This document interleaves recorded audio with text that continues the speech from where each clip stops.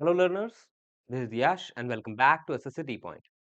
So, what we have to do in today's session? In the last session, we learned about the kinds of principal verbs, and those are intransitive verbs, and causative verbs. I hope you remember. And in today's session, we have to go ahead in verbs only. And in today's session, we have to continue in verbs, and we have to learn the dynamic verbs. Okay, so start करते हैं guys. We have to do what? Dynamic verbs in today's session. चलिए आगे बढ़ते हैं with the concept. चलिए I hope आपने कभी dynamic verbs का यूज किया होगा। डायनेमिक का मतलब क्या हो गया? डायनेमिक का मतलब होता है विच इज नॉट स्टैटिक, है ना? जिसमें एक्शन हो, जिसमें चेंज हो, है ना, उसे बोला जाता है डायनेमिक। तो डायनेमिक वर्ब जैसे कि नाम से ही सजेस्ट कर रहा है, जो वर्ब डायनेमिक होती है, यानी जो स्टैटिक नहीं होती है। ठीक है, पहले डेफिनेशन को देखेंगे। First of all let me choose the colour. Which colour should I choose for this slide? I think pink. Okay, so I am choosing the pink colour. ठीक है। तो डायनामिक वर्ब्स क्या होती हैं? अच्छा, ये जो है काइंड्स हैं वर्ब्स के ही, ठीक है? तो ऐसा नहीं कि वर्ब्स के अलग-अलग काइंड है, जैसे मैंने आपको प्रिंसिपल वर्ब के काइंड्स पढ़ाए, और भी काइंड्स हैं वर्ब्स के। मतलब वर्ब्स को आप कभी कंप्लीट ही नहीं कर सकते टोटली, क्योंकि बहुत सारी वर्ब्स होती हैं। तो सबके जो है on the basis of their criteria and their features और क्वालिटी यू कैन से, तो उनके जो है क्या बना दिए गए हैं, अदर काइंड्स बना दिए गए हैं on the basis of there particular qualities, है ना? तो अलग-अलग तरीके की वर्ब्स होती हैं, वही हम पढ़ रहे हैं। तो in the last session we learn about the kinds of principal verbs. तो प्रिंसिपल वर्ब अलग होती है, और हेल्पिंग वर्ब अलग होती है, डायनामिक वर्ब अलग होती है, स्टैटिक अलग होती है। धीरे-धीरे करके हमें क्या करना है, अलग-अलग तरह की वर्ब्स को पढ़ना है, ठीक है? तो इससे गो थ्रू हो जाएगा और सभी तरह की वर्ब्स का आइडिया मिल जाएगा, है ना? चलिए, डायनामिक वर्ब्स क्या होती है? इनको एक्शन वर्ब्स भी बोला जाता है। एक्शन वर्ब्स क्यों बोला जाता है? Because that admit a progressive. Progressive का मतलब क्या हो गया? प्रोग्रेसिव का मतलब हो गया चलता हुआ, विच इज इन प्रोग्रेस, है ना? और कॉन्टिन्यूअस फॉर्म, यानी कि जिसको आप कॉन्टिन्यूअस फॉर्म में यूज कर सकते हो, जिस भी वर्ब को, उसे डायनामिक वर्ब बोला जाता है। मतलब इट शोज एन एक्शन, ठीक है? कैसे बताऊं? जैसे सपोज करो कि भाई मैं भाग सकता हूँ, ठीक है, आई कैन रन। तो वहां पे रन क्या हो जाएगी? एक डायनामिक वर्ब हो जाएगी। Why? Because when you are using the verb run in a particular statement, so you are showing an action, है ना? रनिंग में एक्शन शो होता है ना? मूवमेंट है एक तरीके की, तो वो क्या हो जाएगा? डायनामिक वर्ब हो जाएगी, ठीक है? यानी कि वो वर्ब जिसको आप आईएनजी फॉर्म में लिख सकते हो। अलग-अलग तरह की डेफिनेशन होती है, अलग-अलग तरीके से समझाया जा सकता है डायनामिक वर्ब को, लेकिन मैंने ये डेफिनेशन चूज़ करी ताकि आपको सिंपल तरीके से समझ में आ जाए कि जो भी वर्ब आईएनजी फॉर्म में यूज़ हो सकती है, उसे डायनामिक वर्ब बोला जाता है। और जो वर्ब आईएनजी फॉर्म में यूज़ नहीं हो सकती है, उसे क्या बोला जाता है? उसे बोला जाता है static verb. But in today's session we will not be able to cover static verb, because dynamic verb ही बहुत टाइम ले लेगी इस सेशन में, है ना? तो डायनामिक वर्ब के बारे में अभी के लिए इन द फर्स्ट स्लाइड आपको ये ध्यान रखना है, डायनामिक वर्ब वो वर्ब होती है जिसको आप आईएनजी फॉर्म में यूज कर सकते हो, एंड उसका मीनिंग सूटेबल होगा, ठीक है? इनएप्रोप्रिएट नहीं होगा if you are using ING with that verb, ठीक है? और यही है, एक्शन वर्ब भी बोला जाता है because when you are using this verb in a statement, तो आप एक्शन शो कर रहे हो, है ना? तो एक्शन को जब आप यूज करते हो आईएनजी फॉर्म में, तो वो क्या होता है? एक तरीके का प्रोग्रेसिव स्टेट दिखाता है आपका, है ना? तो आई होप आपको डेफिनेशन क्लियर हुई होगी। अब आगे बढ़ जाते हैं। तो ये और भी एग्जांपल है, ठीक है? और ज़रूरी नहीं है कि आप डायनामिक वर्ब को हमेशा, हमेशा आईएनजी फॉर्म में यूज़ करोगे। ये एक तरह का क्राइटेरिया है, प्रोसीजर है आपको समझाने का कि डायनामिक वर्ब को आईएनजी फॉर्म में यूज़ किया जा सकता है। इसका मतलब ये नहीं है all time you have to use only in ING form. नहीं, ऐसा नहीं होता है। आप यूज़ कर सकते हो आईएनजी फॉर्म में, ठीक है? And how this is the way by which you can distinguish dynamic verb from static verb, ठीक है? बाय आईएनजी फॉर्म, है ना? आईएनजी फॉर्म लगा के। तो अब देखो, you mistakenly open the door, तुमने गलती से डोर खोल दिया। अब यहाँ पे ओपन क्या हो जाएगा? एक तरीके से डायनामिक वर्ब है, ठीक है? ये आईएनजी फॉर्म में नहीं है, ये आईएनजी फॉर्म में नहीं है। डेफिनेशन ये नहीं थी मेरी कि आप डायनामिक वर्ब को हमेशा आईएनजी फॉर्म में यूज करोगे, नहीं। डेफिनेशन ये कह रही थी कि आप डायनामिक वर्ब को आईएनजी फॉर्म में यूज कर सकते हो, ठीक है? ओ सॉरी सॉरी। तो डायनामिक फॉर्म ओपनिंग आप यूज कर सकते हो, आप ओपनिंग बोल सकते हो, ठीक है? सॉरी। तो मैं क्या कह रहा था? हाँ, थोड़ा-सा कफ हो रहा है, तो that is why it is happening. It is very uncomfortable, है ना? तो मैं क्या कह रहा था, आप जो है डायनामिक वर्ब को आईएनजी फॉर्म में यूज़ कर सकते हो। यहाँ पे ओपन लिखा हुआ है, अब ये आईएनजी फॉर्म में नहीं है। But how would you identify कि ये एक तरह का डायनामिक वर्ब है? बिकॉज़ आप इसके बाद क्या लगा दो? आईएनजी लगा दो। ओपनिंग होता है, नहीं होता है? होता है ओपनिंग। ओपनिंग का मीनिंग बन रहा है? बन रहा है। क्यों? क्योंकि एक तरह का एक्शन वर्ब है। सपोज़ करो I tell somebody, I order somebody to open the door, तो वो जो है चल के जाएगा, उसमें एक्शन शो होगा यानी कि वो डायनामिक वर्ब है, यानी कि जिस भी वर्ब में एक्शन शो हो रहा है, ठीक है, मूवमेंट शो हो रही है, प्रोग्रेसिव स्टेट दिख रहा है, तो उस केस में आप किसका यूज़ करोगे? मतलब वो जो पर्टिकुलर वर्ब है, वो डायनामिक वर्ब कहलाएगी, अगर उसके अंदर एक्शन शो हो रहा है, प्रोग्रेशन शो हो रहा है। I hope you got it.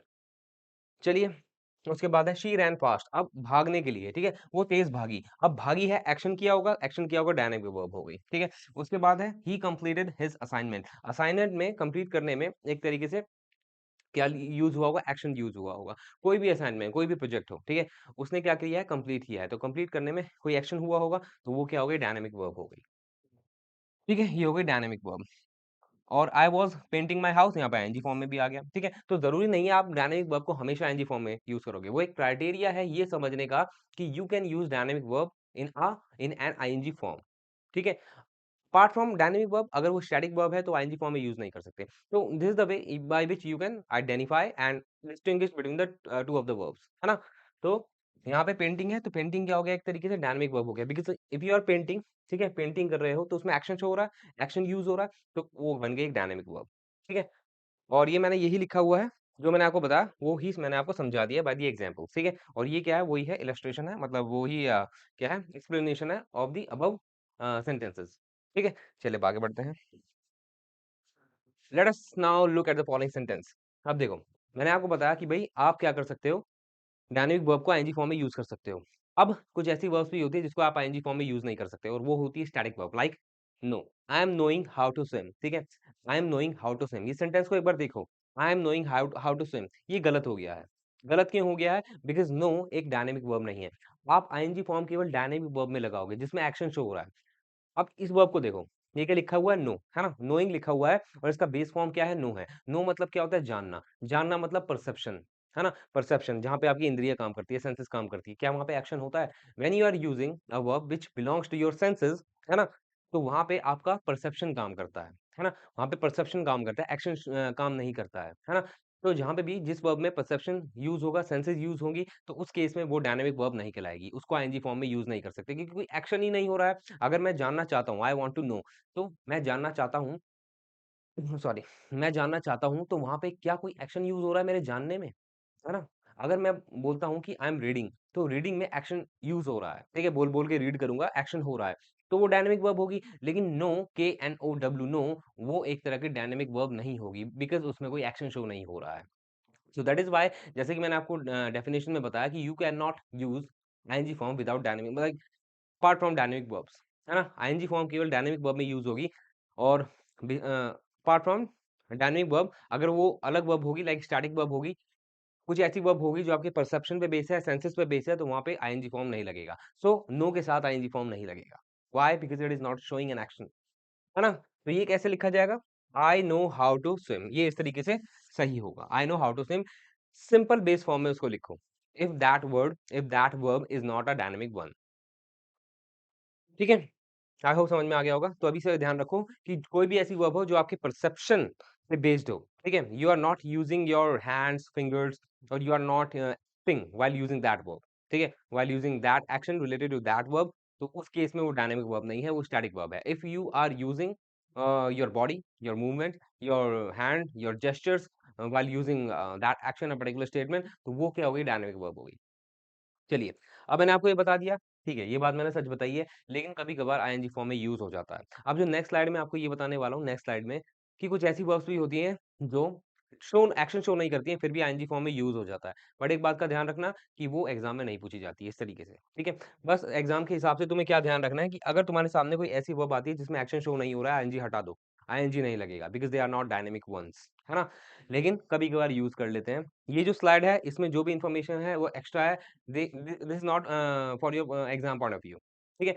फिर भी अगर गलती से एग्ज़ामिनर में ने ऐसा कुछ एरर बना दिया कि वो सूटेबल है स्टेटमेंट के अंदर, किसी भी स्टैटिक वर्ब में या ऐसी वर्ब में जिसमें एक्शन शो नहीं हो रहा है, आईएनजी का यूज़ किया गया है, ठीक है? कभी-कभार सूट कर जाता है, ठीक है? स्टेटमेंट में। तो अगर एग्ज़ामिनर ने बना दिया, तो आपको देख लेना है, ठीक है? बाकी ऐसे पूछेंगे नहीं, डायरेक्टली एसएससी में तो नहीं पूछते हैं, कभी-कभार कैट एग्ज़ामिनेशन या आईपी मैट वगैरह में देखे हैं कि जिसमें जो वर्ब होती है डायनामिक नहीं होती है, फिर भी आईएनजी का यूज़ किया होता है, and that depends on the sentence and the meaning कि भाई वो सूटेबल होती है, एप्रोप्रिएट होती है उसका मीनिंग। ठीक है? जैसे ये कुछ आपके सामने वर्ब्स मैंने लिख दी हैं। ये आपके सामने कुछ वर्ब्स हैं, ठीक है? इनको देख लो, ये डायनामिक नहीं है एक्चुअली में। ये क्या है? Perception. These verbs are based on your perception, ठीक है? आपके थॉट पे डिपेंड करेगा, आपके मूवमेंट पे डिपेंड नहीं करेगी ये सारी वर्ब्स। जैसे हियर सुनना, फील महसूस करना, थिंक सोचना, ऑब्जर्व ऑब्जर्व करना, माइंड माइंड मतलब आई होप समझ गए होगे, ठीक है? सपोज, नोटिस, सी, एटसेट्रा। ये जितनी वर्ब्स है ना आपके सामने, ठीक है? ये डायनामिक वर्ब्स नहीं है because they will not show the action when they are executed, है ना? तो ये क्या है? स्टैटिक वर्ब्स है, या आप बोल सकते हो वर्ब्स ऑफ परसेप्शंस भी बोला जाता है। तो इसमें आईएनजी नहीं लगता है, जनरली आईएनजी नहीं लगता है इन वर्ब्स के साथ, लेकिन कभी-कभार लग जाता है, उसका मीनिंग थोड़ा-सा चेंज हो जाता है। लेकिन एग्ज़ाम पॉइंट ऑफ व्यू के लिए इम्पोर्टेंट नहीं है because sometimes I I know कि भाई एसएससी में इतना डीप में नहीं जाएँगे। एसएससी में इतना डीप में नहीं जाएँगे कि वो जो है कोई ऐसी स्टेटमेंट बना देंगे, मीनिंगफुल स्टेटमेंट ही बना देंगे जिसमें किसी वर्ब में आईएनजी का यूज़ किया होगा और वो वर्ब जो है वर्ब ऑफ परसेप्शन होगी, है ना? इस तरीके से। फिर भी एक बार देख लो, है ना? क्या पता आ जाए। आई सी द रेनबो ये समझ में आता है। आई सी द रेनबो, मैं रेनबो देखता हूँ, ये समझ में आता है। सी मतलब देखना, एक्शन शो नहीं हो रहा है ना? तो सी के बाद सी का सी ही रहने दिया, ठीक है? तो ये सही है स्टेटमेंट। लेकिन आई am seeing the rainbow clearly now, अब मैंने आपको क्या बताया था इन द प्रीवियस स्लाइड कि इन वर्ब्स के बाद आईएनजी नहीं लगता। लेकिन एक बार स्टेटमेंट को देखिए, एक बार स्टेटमेंट को देखिए, आपको पता लग जाएगा कि यहाँ पे जो सी है आईएनजी फॉर्म में, दैट इज सीइंग, वो सूट कर रही है according to the meaning of the sentence.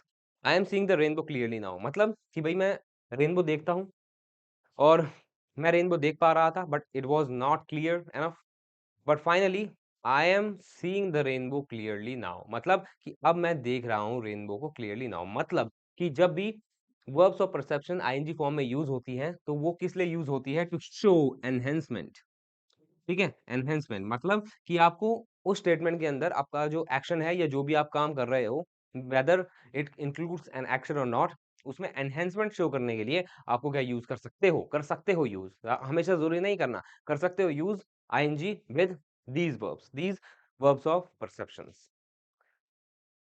these verbs of sorry these verbs of perception, ठीक है? तो इन verbs of perception के साथ आप आईएनजी यूज कर सकते हो whenever it is needed or to enhance the sentence, ठीक है? I hope you got it. इस तरह के स्टेटमेंट आप देख लो, इस तरीके से आएंगे, डायरेक्टली ऐसे यूज तो नहीं होंगे।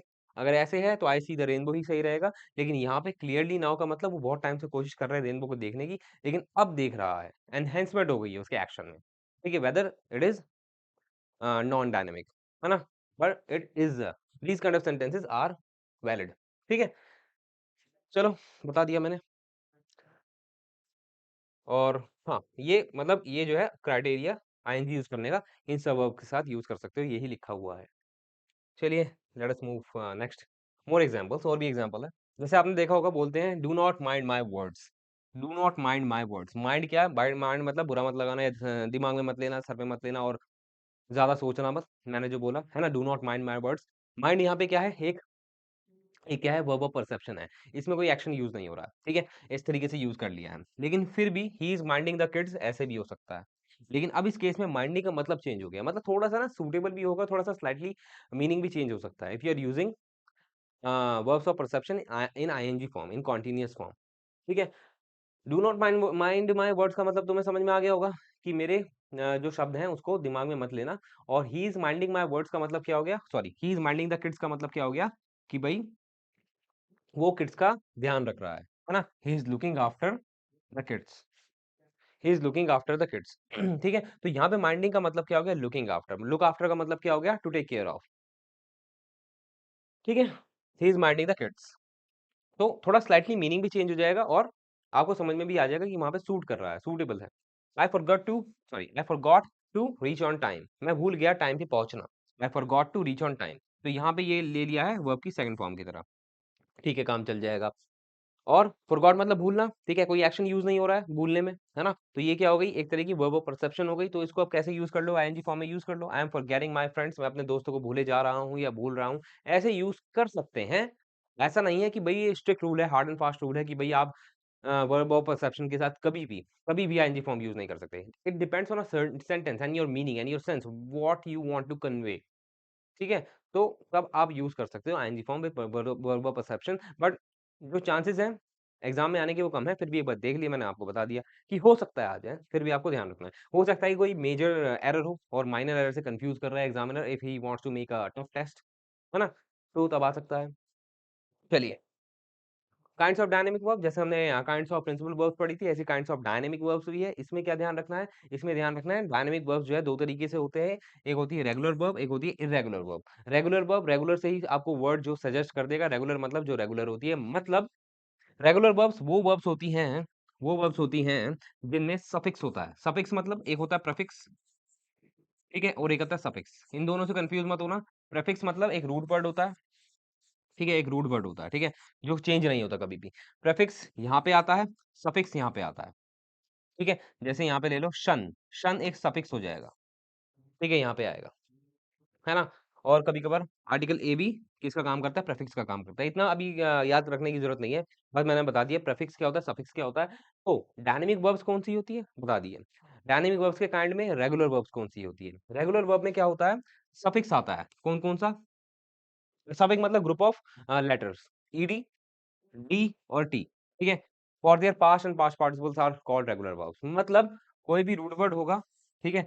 उसके साथ में अगर वो रेगुलर वर्ब होगी, ठीक है? तो ये होगा वर्ब की सेकंड फॉर्म, ये होगी वर्ब की थर्ड फॉर्म, ठीक है? ये है वर्ब की फर्स्ट फॉर्म, ठीक है? ये है वर्ब की बेस फॉर्म। तो अगर वो रेगुलर वर्ब होगी तो V2 यानी कि वर्ब की सेकंड फॉर्म में या तो ईडी होगा या डी होगा या टी होगा, और ऐसे ही वर्ब की थर्ड फॉर्म में क्या होगा? ईडी होगा, डी होगा, टी होगा, ठीक है? यानी कि रेगुलर वे में चलेगी वो आगे, ठीक है? जैसे अगर कोई भी वर्ड है उसके आखिर में ईडी है तो यहाँ पे भी ईडी होगा, टी है तो यहाँ पे भी टी होगा, ठीक है? I hope you got it. Sorry, ठीक है? तो रेगुलर वर्ब्स क्या होती है? रेगुलर होती है, ठीक है? उनमें ज़्यादा चेंज नहीं होता बेस फॉर्म से। बेस फॉर्म मतलब वर्ब की फर्स्ट फॉर्म। इन सम केसेस, और ये क्या कह रहा है? हाँ, ये जो भी है मैंने बता दिया है। चलो आगे बढ़ते हैं, डेफिनेशन हो गई क्लियर। अब आगे बढ़ेंगे। ये आपके एग्जांपल्स हैं, किसके? रेगुलर वर्ब के। रेगुलर वर्ब में सबसे पहले आता है बेस फॉर्म, जिसे बोला जाता है वर्ब की फर्स्ट फॉर्म। उसके बाद आता है पास्ट फॉर्म, वर्ब की सेकंड फॉर्म बोला जाता है ना? वर्ब की सेकंड फॉर्म। एंड उसके बाद होता है पास्ट पार्टिसिपल फॉर्म, जो वर्ब की थर्ड फॉर्म होता है। ठीक है, इसको अभी के लिए ध्यान रखना है। वर्ब की फोर्थ फॉर्म भी होती है, फिफ्थ फॉर्म भी होती है, वो आगे पढ़ेंगे, ठीक है? फर्स्ट फॉर्म होगी बेस फॉर्म, ठीक है? सेकंड फॉर्म होगी पास्ट फॉर्म, पास्ट पार्टिसिपल होती है थर्ड फॉर्म, ठीक है? इनको ध्यान रखना। अब रेगुलर वर्ब क्या होती है? मैंने आपको बताया रेगुलर वर्ब जैसे कैसे समझाऊंगा। प्ले है, प्ले क्या है? बेस फॉर्म है। अब कैसे पता लगाओगे कि ये regular form of a dynamic verb है? प्ले के बाद यहाँ पे भी ईडी आ रहा है, यहाँ पे भी ईडी आ रहा है, ठीक है? चेंज नहीं हो रहा है, ठीक है? जो ईडी यहाँ पे है, यहाँ पे भी ईडी है, यानी कि रेगुलर हो गया ना? रेगुलर हो गया ना? ठीक है? तो प्ले के बाद प्लेड, प्लेड, वर्ब की सेकंड फॉर्म, वर्ब की थर्ड फॉर्म, ठीक है? एक टी का भी एग्जांपल ले लेते हैं, जैसे ये है लर्न है, ठीक है? लर्न क्या हो गया? आपका बेस फॉर्म हो गया। अब इसमें टी ऐड हो गया सेकंड फॉर्म में भी, टी ऐड हो गया थर्ड फॉर्म में भी। मतलब जो सेकंड फॉर्म बनेगी उसकी वही थर्ड फॉर्म बनेगी। ये होती है रेगुलर वर्ब्स, नो इर्रेगुलरिटी, ठीक है? Mark, marked, marked, like, liked, liked, learn, learn, learned, ठीक है? फील, फेल्ट, फेल्ट, यानी कि जो सेकंड फॉर्म है वही थर्ड फॉर्म है, रेगुलरिटी है, ठीक है? Walk, walked, walked, lend, lent, lent, ठीक है? ये इतने एग्जांपल्स हैं। सारे नहीं करा सकता because there are lot of regular verbs and there are many verbs in dictionary also, ठीक है? सब कुछ नहीं कराया जा सकता, बट कुछ ऐसा कराया जा सकता है which can puzzle you during the examination और व्हाइल योर प्रिपरेशन, ठीक है? आपको एक आइडिया दिया जा सकता है वर्ब्स के लिए, किस इस तरह की वर्ब्स होती हैं एंड आपको कैसे टैकल करना है वर्ब्स को, कैसे डिस्टिंग्विश करना है या कैसे अंडरस्टैंड करना है, ठीक है? चलो आगे बढ़ते हैं, चलो। उसके बाद क्या कह रहा है? रेगुलर वर्ब्स के बारे में और कुछ जानकारी मैं बता देता हूँ आपको। रेगुलर वर्ब्स जैसा कि मैंने आपको बताया ये कुछ एक्स्ट्रा है, ठीक है? एक्स्ट्रा पढ़ने के लिए वैसे इतनी ज़रूरत नहीं है, फिर भी एक्स्ट्रा एक बार पढ़ लो रेगुलर वर्ब्स के लिए। नहीं तो फिर ऐसा हो जाएगा कि डेफिनिशन करवाई, एग्जांपल्स कराए रेगुलर वर्ब्स के, इर्रेगुलर वर्ब्स के, डायनामिक वर्ब्स के और चल दिए। नहीं, ऐसा नहीं, कुछ एक्स्ट्रा भी पढ़ लो, है ना? अब रेगुलर वर्ब्स में आपको एक चीज़ ये ध्यान रखनी है कि आप जो है ना डिस्टिंक्शन नहीं कर सकते हो। डिस्टिंक्शन का मतलब आप सेपरेट नहीं कर सकते हो। आप क्या कहते हैं हिंदी में क्या बोलेंगे डिस्टिंक्शन को? मतलब डिफरेंशिएट नहीं कर सकते हो। किस-किस के बीच में? इसके सिंपल पास्ट यानी कि वर्ब की सेकंड फॉर्म के बीच में और पास्ट पार्टिसिपल वर्ब की थर्ड फॉर्म के बीच में। मतलब आप पता नहीं लगा सकते हो अगर 2 सेंटेंसेस है, एक में वर्ब की सेकंड फॉर्म है, एक में वर्ब की थर्ड फॉर्म है। रेगुलर वर्ब्स हुई तो आप पता नहीं लगा सकते हो। जैसे example, the police shot the killer. अब इस केस में सिंपल पता लग रहा है कि ये शॉट है वर्ब की सेकंड फॉर्म है ना? सॉरी, वर्ब की सेकंड फॉर्म है। और यहाँ पे आपको पता लग रहा है सेकंड सेंटेंस में the police had shot the killer. मुझे ये तो पता लग गया है कि हैड है और मुझे ये पता है हैड के बाद वर्ब की थर्ड फॉर्म आती है। लेकिन फिर भी आपको पता है वर्ब की सेकंड फॉर्म, वर्ब की थर्ड फॉर्म रेगुलर वर्ब्स की सेम होती है, तो आप डिस्टिंग्विश नहीं कर सकते क्योंकि ये भी सेकंड फॉर्म सेम है और ये शॉर्ट, ये भी थर्ड फॉर्म है और ये दोनों आपस में सेम है। तो डिस्टिंग्विश करना सेकंड फॉर्म और थर्ड फॉर्म के बीच में थोड़ा मुश्किल हो जाता है। पता ही नहीं लगता है ना? कि भाई सेकंड फॉर्म और थर्ड फॉर्म कौन-सी है? यहाँ पे मेरे को कैसे पता लगे थर्ड फॉर्म है क्योंकि मुझे पता है हैज़, हैव, हैड के बाद वर्ब की थर्ड फॉर्म ही आती है। सेकंड और फर्स्ट नहीं आती है। So that is why I got to know कि यहाँ पे वर्ब की थर्ड फॉर्म आएगी। और ये मुझे पता लग गया कि जो शॉर्ट है वर्ब की थर्ड फॉर्म है। ये वर्ब की सेकंड फॉर्म है क्योंकि वो पास्ट इंडेफिनिट टेंस है। ठीक है? चलो आगे बढ़ते हैं।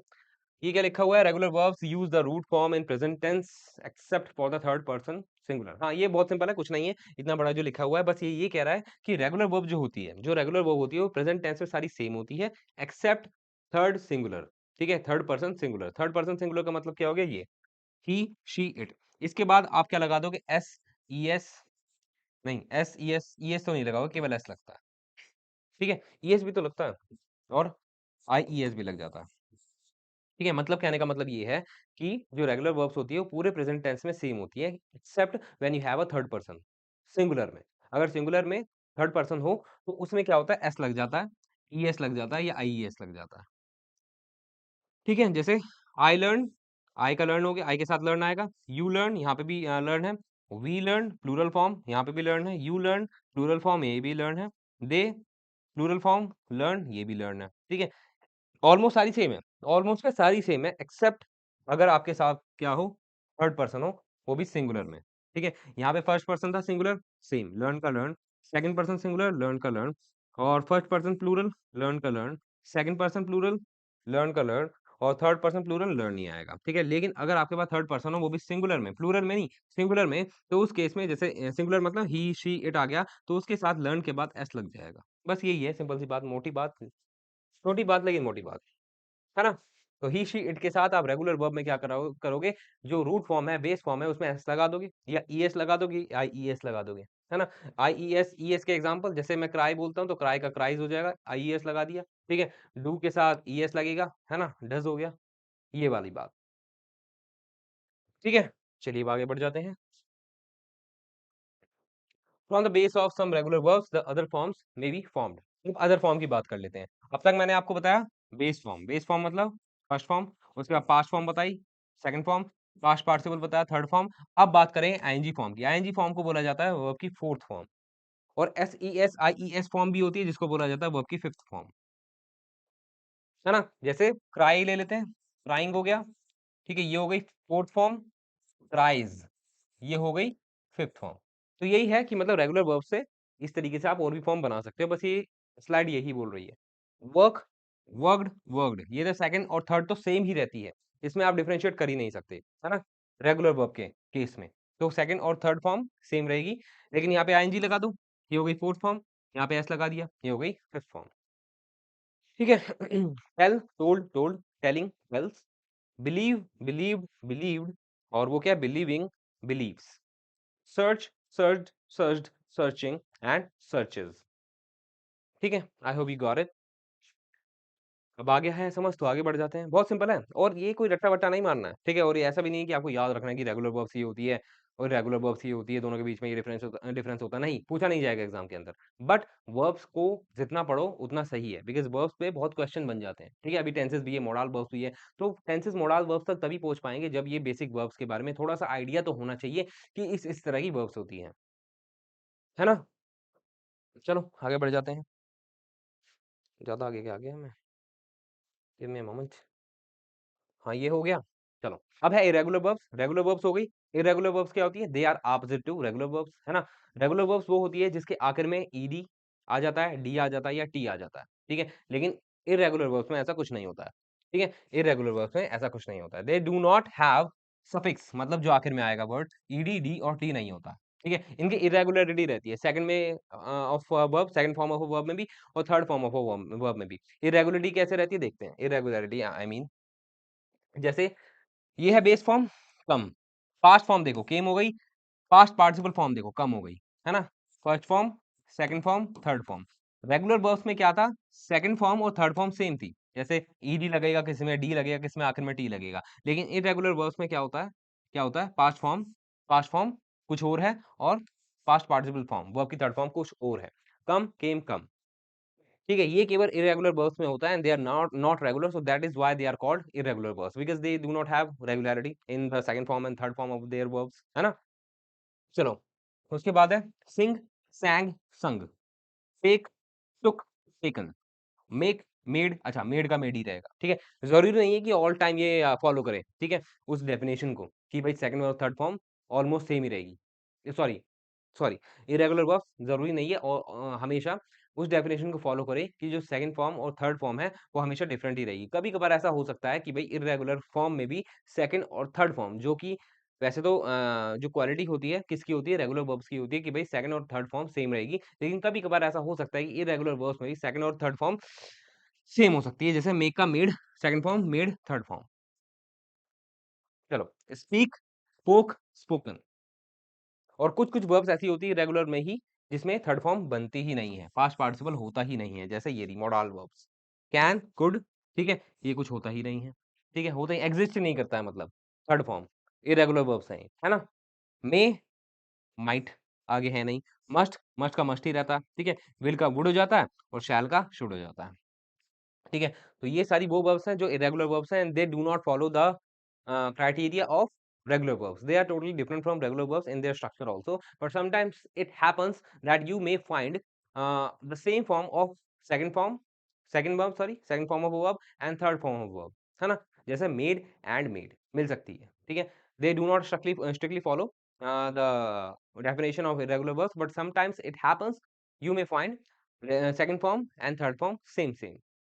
है ना? चलिए अब आगे बढ़ जाते हैं। अब आता है the simple past and past participle often different. मैंने आपको बताया था जो रेगुलर वर्ब होती है, जैसे हमने शॉर्ट का एग्जांपल लिया था कि भाई एक एग्जांपल में था the police shot the killer, है ना? जो भी था वो एग्जांपल, उसमें सेकंड फॉर्म थी and the police had shot the killer, उसमें थर्ड फॉर्म भी यही थी शॉट। तो उसमें डिफरेंशिएट करना मुश्किल था क्योंकि सेकंड और थर्ड फॉर्म सेम थी। लेकिन इर्रेगुलर वर्ब्स में ऐसा नहीं होता। You will easily be able to what, you will easily be able to differentiate between the second form and third form of irregular verbs. जैसे he spoke the truth, he spoke the truth, उसने सच्चाई बोली, सच बोला, ठीक है? ये हो गया सेकंड फॉर्म। अब ये वाला देखो, ही हैज़ स्पोकन, यहाँ पे हैज़ है, मैंने आपको बताया था हैज़, हैव, हैड के बाद क्या आती है? वर्ब की थर्ड फॉर्म आती है ना? वर्ब की थर्ड फॉर्म आती है, हैज़, हैव, हैड के बाद, तो यहाँ पे क्या है? थर्ड फॉर्म है, स्पोकन। तो second form spoken and third form spoken are different from each other, है ना? तो इर्रेगुलर वर्ब्स में आप सेकंड फॉर्म और थर्ड फॉर्म को डिफरेंशिएट कर सकते हो। तो सेकंड फॉर्म हो गई स्पोक, थर्ड फॉर्म हो गई spoken. He has spoken the truth, sorry truth, उसने सच्चाई बोली है, उसने सच बोला है। आई होप आपको आ गया होगा समझ, आगे बढ़ें। चलो आगे देखते हैं। Irregular verbs and present tense change for each person. Regular verbs में क्या था कि आपको प्रेजेंट फॉर्म, जो प्रेजेंट फॉर्म की रेगुलर वर्ब्स है, वो सबके साथ सेम दिखेगी except that person, third person singular में। उसमें क्या लग जाता है? S, E S, I S लग जाता है, लेकिन इर्रेगुलर वर्ब्स में थोड़ा ही मतलब ऑलमोस्ट चेंज हो जाता है सब कुछ ही। आई के साथ एम लगता है। तुम्हें पता है एम किसके लिए आता है? केवल आई के लिए बना है। ये इर्रेगुलर वर्ब है। ठीक है? यू के साथ आर आता है हमेशा, ठीक है? ये हो गया फर्स्ट पर्सन, है ना? आई के लिए। सेकंड पर्सन में आर आ गया, ठीक है? Third person he, she, it is आ गया, है ना? अलग ही हो रहा है सब कुछ, ठीक है? एम अलग, यू आर सॉरी एम अलग, आर अलग, इज़ अलग, यानी कि इर्रेगुलर वर्ब में हर एक सब्जेक्ट के साथ whether they are first person, second person, third person change हो जाता है क्या? इर्रेगुलर वर्ब का फॉर्म। ठीक है? वी के साथ आर आता है, यू के साथ आर आता है, दे के साथ आर आता है। यानी कि जो पर्सन्स होंगे किसमें? प्लूरल में, उसमें क्या आएगा? आर ही आएगा। लेकिन जो first person, second person, third person होंगे सिंगुलर में, उसमें चेंजिंग आपको दिख जाएगी in the forms of irregular verbs. Am आएगा केवल आर आई के साथ, एम आएगा केवल आई के साथ और एक और है मेरे को।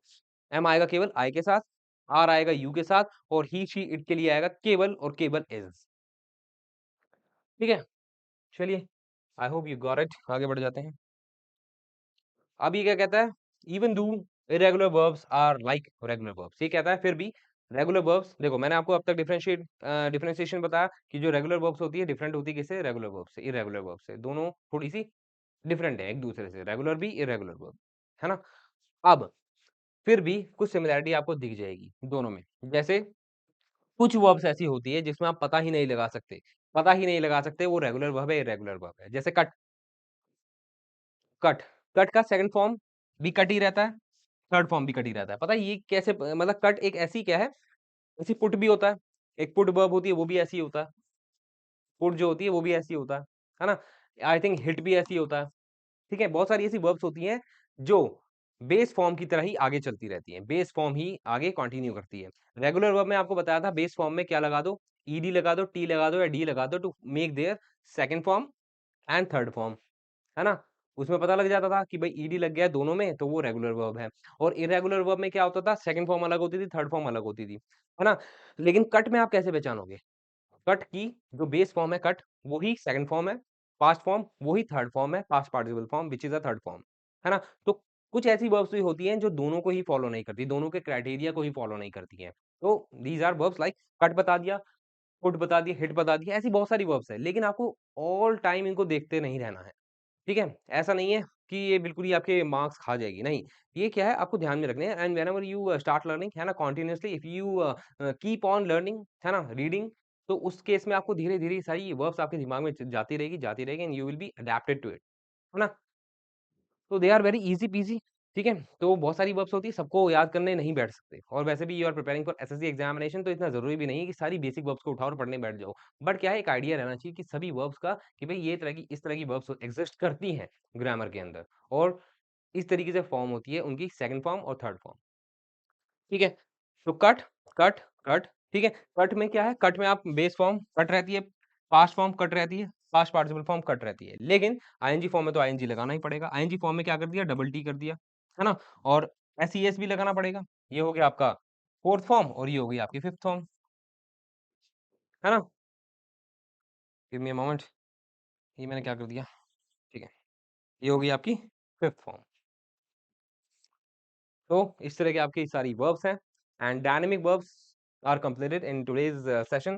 In the next session, the session will not be too long. Why? Because next session will be for static verbs, है ना? तो static verbs are those verbs which are not dynamic in nature, है ना? And thank you for today's session, taking today's session. आज हमारा क्या हो गया कंप्लीट? आज हमारा कंप्लीट हो गया है dynamic verbs. In the next session static verbs करेंगे एंड हाँ, चलिए अब मिलते हैं in the next session with a with a with more confidence than now, है ना? चलिए, अब मिलेंगे next session. Till then what you have to do, you have to be vigilant, you have to be brave, and you have to be what? Stubborn at your work. And be happy, have fun, and bye-bye. Take care.